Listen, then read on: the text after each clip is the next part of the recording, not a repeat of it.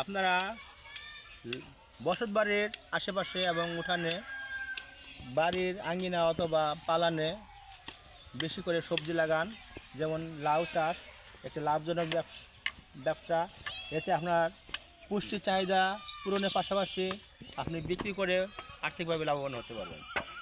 এর জন্য প্রথমে আপনি জায়গা বেছে নেবেন, রৌদ্র উজ্জ্বল জায়গা, 3 ইঞ্চি পরিমাণ 2 হাত করে গর্ত করবেন, 2 হাত আরে 2 হাত লম্বা এবং 2 হাত গভীরে।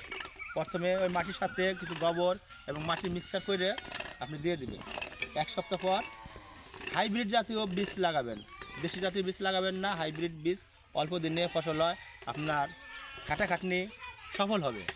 এভাবে হাইব্রিড বীজ লাগান এবং অধিক ফসল ঘরে তুলুন এবং বেশি বেশি নিজেকে স্বাবলম্বী করে তুলুন। এইভাবেই আপনার জীবনকে পরিবর্তন করে নিন।